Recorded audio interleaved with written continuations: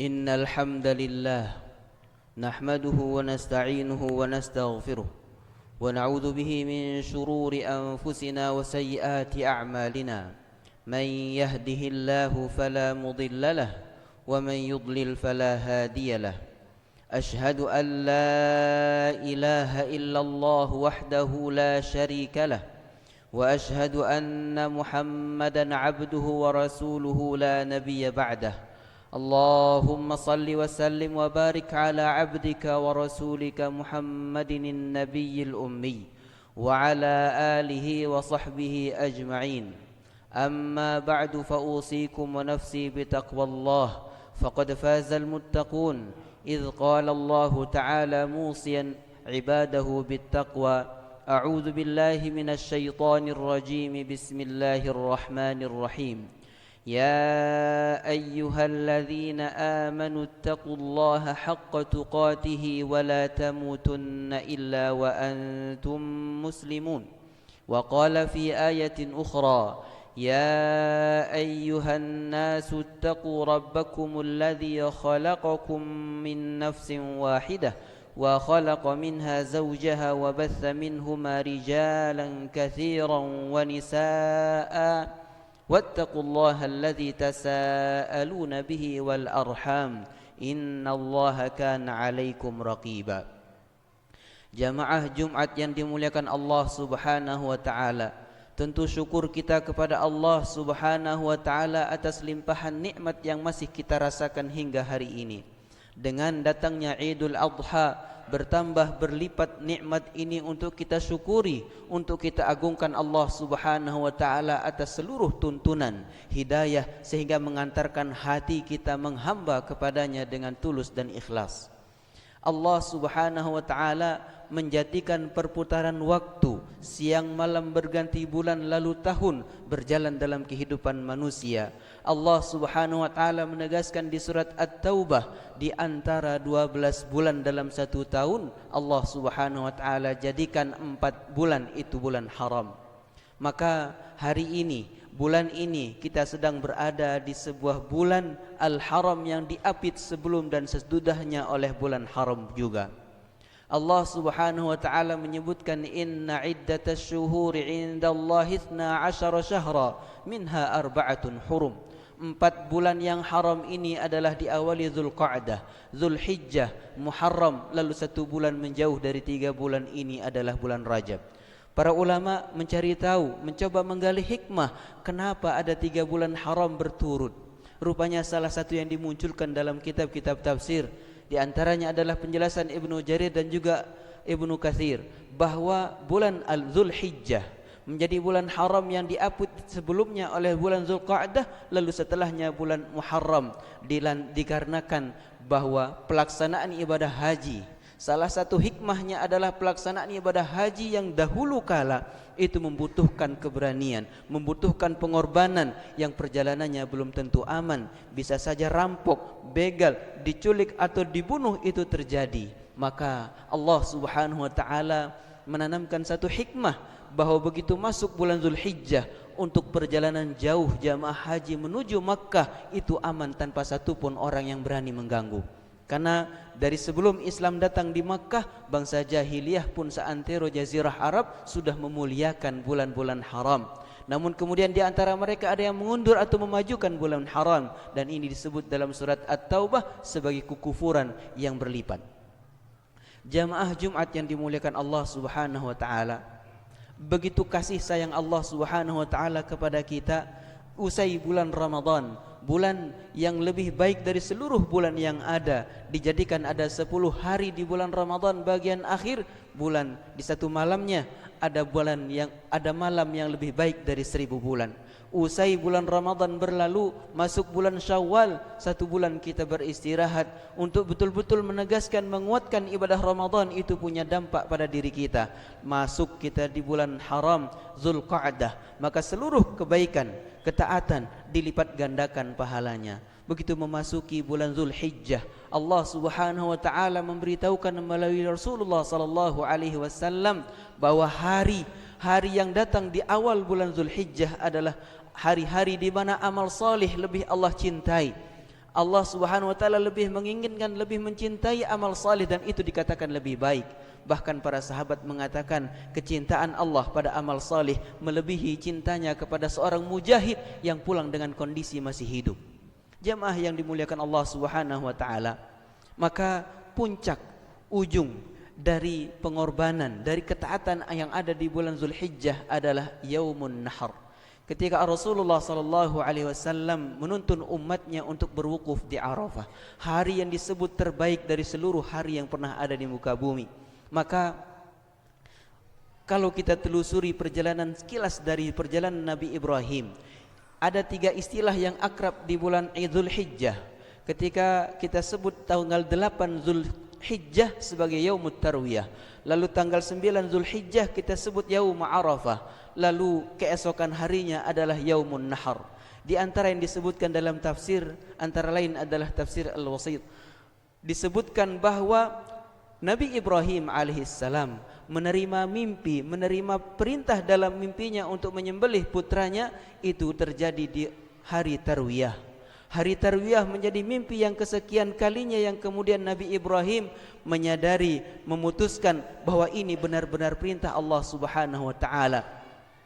Maka Tarwiyah adalah disebut untuk proses dia berpikir, mengkaji benarkah ini perintah Allah. Ketika perintah itu berulang maka diyakini ini adalah perintah Allah Subhanahu wa taala. Lalu di tanggal 9 Arafa annahu amrun minallah, Nabi Ibrahim mengetahui dengan benar, mengetahui dengan tegas dan yakin bahwa itu adalah perintah Allah. Ini salah satu yang menyebabkan hari tanggal 9 itu disebut Yaum Arafah. Lalu berazam Nabi Ibrahim untuk melaksanakan perintah itu keesokan harinya. Maka tanggal 10 Zulhijjah ketika Nabi Ibrahim akan melaksanakan sembelih atau An-Nahr, maka tanggal 10 Zulhijjah disebut Yaumun Nahr. Yaumut Tarwiyah, sebuah penegasan, telaah untuk mengetahui benar apakah perintah Allah Subhanahu wa taala kita fahami, kita yakini, lalu kita akan laksanakan. Arafah, disinilah ilmu yang dibutuhkan untuk menegaskan kita beramal didasarkan ilmu, bukan karena ikut-ikutan. Yaumun Nahar adalah hari eksekusi, di saat perintah Allah Subhanahu wa taala dengan azam yang kuat akan dilaksanakan. Jamaah Jumat yang dimuliakan Allah Subhanahu wa taala, di setiap khutbah di bulan Zulhijjah, terlebih di bulan ini ada Idul Adha, maka tidak akan pernah terlepas dari kisah panjang Nabi Ibrahim menuntun kita pada ketaatan. Nabi Ibrahim menerima perintah untuk melaksanakan sembelih kepada anaknya. Ketika Nabi Ibrahim dengan sungguh dan yakin beserta anaknya untuk melaksanakan perintah ini, walamma tallahu lil jabin, ketika Nabi Ibrahim sudah melaksanakan, direbahkan anaknya dengan sedikit memaksa, tallahu lil jabin pada makna sebenarnya adalah mendorong untuk menjatuhkan. Ketika ini kemudian sudah tergeletak, maka Nabi Ismail berpesan, ya abatah kuffa anni saubak, wahai ayah, jauhkan pakaianmu dari darahku agar ibuku tidak melihat darah ini terkena pada bajumu. Nabi Ibrahim kemudian juga dipesankan, ya abatah hudda sikin, maka tajamkan sikin atau pisau yang akan engkau gunakan. Azam seorang anak mendukung orang tua dengan tegas dan yakin anak akan melaksanakan perintah Allah. Jamaah Jumat yang dimuliakan Allah Subhanahu wa taala, sedikit pelajaran ingin kita ambil. Pada saat itu Nabi Ibrahim sudah berusaha melaksanakan dengan goresan sampai 3 kali namun tidak terputus itu leher.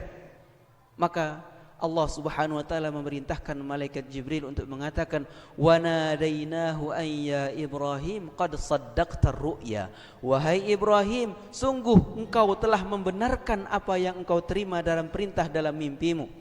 Maka ini adalah pembenaran, kesaksian atas Nabi Ibrahim bahwa sungguh dia melaksanakan perintah Allah Subhanahu wa taala, perintah yang begitu berat untuk menyembelih seorang anak. Wahai para ayah, maka kita hari ini menjadi seorang ayah atau kakek, maka hari ini pun kita masih mendengar perintah Allah Subhanahu wa taala, tidak untuk memerintah kita menyembelih anak yang kita tunggu, tidak untuk memotong anak kita yang kita sayangi. Namun hari ini perintah itu masih ada untuk kalimat hayya 'alas shalah. Berapa di antara kita yang kemudian tergerak hatinya untuk mengajak anaknya berjamaah? Berapa di antara anak-anak yang kemudian menegaskan bahwa ia ingin melaksanakan sholat berjamaah? Berapa di antara anak-anak kita yang seusia Nabi Ismail hari itu sekitar 13 tahun sudah benar bacaan sholatnya, sudah benar rukuk sujudnya, sudah memahami apa yang dibaca dalam sholatnya? Atau kemudian kita hari ini masih termasuk sebagai ayah, orang tua yang juga sholat kita laksanakan masih sekedar gerak. Untuk sampai pada kekhusyuan lantaran kita berdialog kepada Allah pun begitu jauh. Maka PR terbesarnya adalah jangan-jangan masalah kekhusyuan dalam sholat begitu jauh lantaran kita telat belajar, lantaran kita belum mau belajar, lantaran kita terhalang untuk belajar. Nabi Ibrahim begitu menegaskan perintah itu dia yakini berasal dari Allah Subhanahu wa taala. Kalimat ini ditandakan dengan qad saddaqtar ru'ya, sungguh engkau telah benarkan perintah itu wahai Ibrahim. Maka putra-putri kita di usia dia 13 tahun sudah menjelang atau baru saja balik. Alangkah nikmatnya ketika satu rumah seluruhnya taat, ayah, ibu, anak semuanya kompak sebagaimana Nabi Ibrahim alaihissalatu wassalam bersama putranya alaihissalatu wassalam mencontohkan ketaatan kepada Allah Subhanahu wa taala. Maka begitu syukur kita di saat Allah Subhanahu wa taala menggantikan sembelih anak ini dengan sembelih kurban. Yang kita kurbankan adalah kurban kejahilan kita. Yang kita kurbankan adalah kesombongan kita. Yang kita kurbankan adalah waktu kita untuk taat kepada Allah Subhanahu wa taala.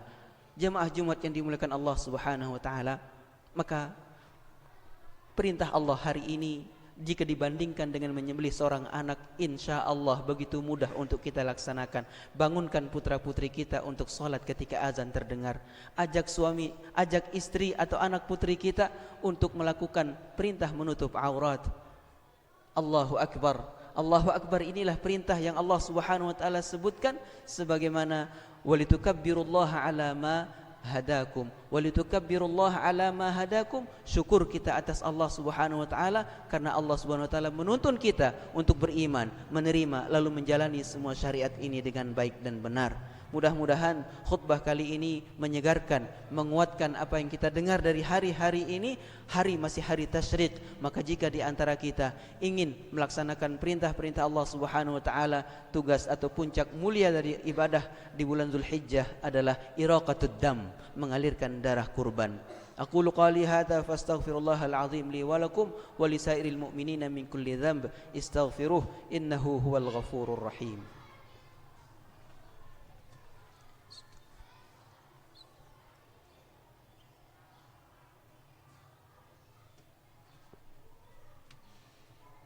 Alhamdulillahi Rabbil Alamin hamdan yuafi ni'amahu wa yukafi'u mazidah. Ya Rabbana lakal hamdu kama yanbaghi li jalali wajhikal karim wa azim sultanik. Allahumma salli wa sallim wa barik ala abdika wa rasulika Muhammadin nabiyil ummi wa ala alihi wa sahbihi ajma'in. Amma ba'du fa usikum saniyatan bitaqwallah faqad fazal muttaqun. Jamaah Jumat yang dimuliakan Allah Subhanahu wa taala, perintah salat dan kurban itu ada dalam surat yang sangat pendek.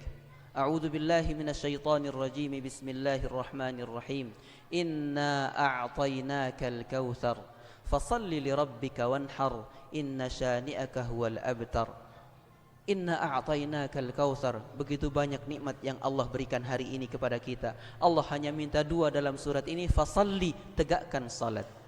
Ibadah yang menghubungkan kita dengan Allah Subhanahu wa taala, wanhar, dan berkurbanlah. Ini ibadah yang mempererat hubungan kita antar sesama manusia. Shalli li rabbika wanhar, salat membutuhkan biaya yang begitu murah. Wanhar dilambangkan sebagai simbol ibadah yang membutuhkan biaya. Maka fasalli li rabbika wanhar inna syani'aka huwal abtar adalah dua ibadah yang menyebutkan antara salat dan berkurban. Momennya adalah hari-hari ini, dari hari nahar tanggal 10 Zulhijjah, hari tasyrik 11, 12, 13 Zulhijjah. Mudah-mudahan Allah Subhanahu wa taala menerima semua pinta, doa, munajat dan amal baik kita pada hari-hari ini, dan kita dijadikan hamba-hambanya yang diampuni, yang dibersihkan dosa-dosanya. Puasa Arafah yang kita lakukan, Allah Subhanahu Subhanahu wa taala terima, sebagaimana harapan Rasulullah sallallahu alaihi wasallam, dosa 1 tahun sebelum dan sesudahnya dihapuskan. Allahumma salli ala nabiyyina Muhammad, Allahumma salli ala Muhammad wa ala ali Muhammad kama sallaita ala Ibrahim wa ala ali Ibrahim innaka Hamidum Majid. Allahumma barik ala Muhammad wa ala ali Muhammad kama barakta ala Ibrahim wa ala ali Ibrahim innaka Hamidum Majid. Allahumma ighfiril muslimina wal muslimat, Allahumma ighfiril mu'minina wal mu'minat الأحياء منهم والأموات. اللهم اغفر لنا ولوالدينا وارحمهم كما ربونا صغارا. اللهم اغفر لنا ولإخواننا الذين سبقونا بالإيمان ولا تجعل في قلوبنا غلا للذين آمنوا ربنا إنك رؤوف رحيم. اللهم أعز الإسلام والمسلمين وأهلك الكفرة أعداءك أعداء الدين. اللهم من أراد سوءا بأمة نبيك ودينك في هذا البلد وفي سائر بلاد المسلمين عامة فرد كيده عليه يا رب العالمين. حسبنا الله ونعم الوكيل، نعم المولى ونعم النصير. اللهم ارزق حجاج المسلمين حجا مبرورا وسعيا مشكورا. اللهم تقبل منا ومنهم، اللهم تقبل منا إنك أنت السميع العليم، وتب علينا إنك أنت التواب الرحيم. حسبنا الله ونعم الوكيل، نعم المولى ونعم النصير. لا إله إلا أنت سبحانك إنا كنا من الظالمين. سبحان ربك رب العزة عما يصفون وسلام على المرسلين والحمد لله رب العالمين.